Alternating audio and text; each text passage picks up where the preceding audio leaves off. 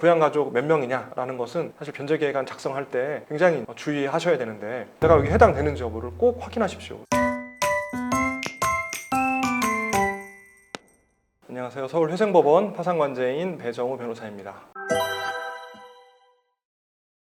오늘은 작년 2024년 12월 18일 개정된 서울회생법원 실무준칙에 대해서 좀 해설을 해드리고 있는데 이제 두 번째 시간인데요. 이런 질문 하시는 분 계세요. 서울회생법원 실무준칙만 변경됐지 다른 곳은 뭐 이게 적용되지 않기 때문에 무용한 거 아닌가 이렇게 이제 말씀하시는데 사실 서울회생법원 실무준칙이 변경되었기 때문에 그 구속력은 사실 서울회생법원만 적용이 되는 건 맞습니다. 그런데 수원에도 지금 회생법원이 생겼고 부산에도 회생법원이 생겼기 때문에 서울회생법원 실무준칙이 변경됐다 하더라도 다른 회생법원에서 충분히 이제 적용이 가능하고 그리고 각 지방법원은 사실 구속력은 없어요. 그런데 제가 이제 다른 지방법원 신청대리도 해보면 서울회생법원 실무준칙이 바뀌는 게 어느 날 갑자기 바뀌는 게 아닙니다. 지금 이 바뀐 이 실무준칙 내용도 사실 상당 기간 동안 판사님들이 연구하고 그다음 회생위원들이나 파산관제인들이 사실 토론하고 간담회도 갖고 해가지고 여러 가지 다방면으로 검토된 이후에 이게 이렇게 바뀌는 게 맞다라고 이제 어느 정도 뜻이 모이면 그때 이제 실무준칙이 변경하게 되거든요. 실무준칙 변경되는 게 쉬운 일이 아닙니다. 그래서 사실 실무준칙이 변경됐다면 충분히 그 타당성이 인정되어서 변경된 것이기 때문에 다른 지방법원에서 이게 구속력이 없다고 하지만 여러분이 충분히 다른 지방법원이나 이런 데서도 이제 참고자료로 사용될 수 있기 때문에 여러분 주의 깊게 한번 들어주셨으면 좋겠습니다. 두 번째는 이것도 굉장히 중요해요. 개인회생 중에 부양가족과 관련된 내용입니다. 부양가족이 왜 중요한가? 여러분 뭐 좀 아시는 분들은 아시겠지만 부양가족의 수에 따라서 최저 생계비가 결정이 됩니다. 부양가족이 많으면 많을수록 생계비가 올라가죠, 당연히. 그렇게 되면은 내 수입에서 최저 생계비를 공제한 나머지 금액을 법원에 내는 거기 때문에 최저 생계비가 증가하면 여러분이 법원에 내는 변제금이 줄게 되어 있어요. 그렇기 때문에 부양가족은 늘상 중요하고 부양가족 몇 명이냐라는 것은 사실 변제계획안 작성할 때 굉장히 이제 여러분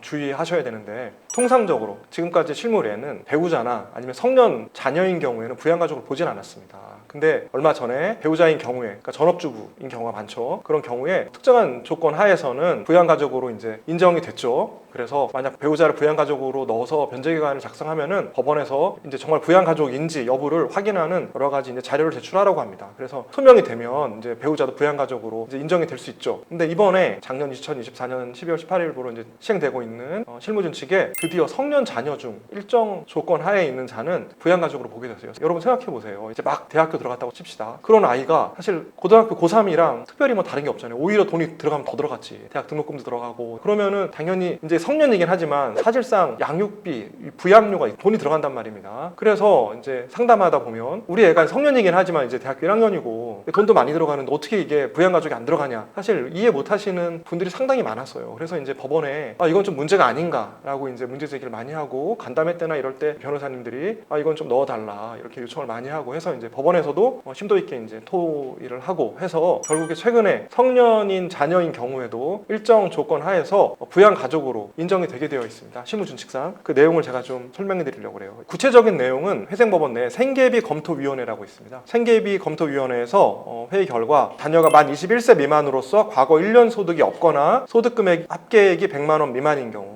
근로소득만 있는 경우에는 총 급여액이 500만 원 이하인 경우에는 채무자가 그에 부양하여 왔다고 볼 수 있다라고 해가지고 해당 자녀를 부양가족으로 인정할 수 있는 기준을 마련했습니다. 이게 굉장히 중요하죠. 부양가족이 한 명 추가되면은 한 50만 원에서 100만 원 사이 사실 약간 여유자금이 생겨요. 그러니까 여러분이 이걸 변제계획안 작성하실 때 내가 여기 해당되는지 여부를 꼭 확인하십시오. 오늘 두 번째로 말씀드린 것 현실을 최대한 반영해서 서울회생법원에서 실무준칙을 개정했기 때문에 여러분 개인회생제 준비하시는 분이 계시면 바뀐 실무준칙에 따라서 꼭 변제계획안 작성하시기 바랍니다. 오늘도 영상에 도움이 되셨으면 구독, 알림, 좋아요 꼭 부탁드립니다. 감사합니다.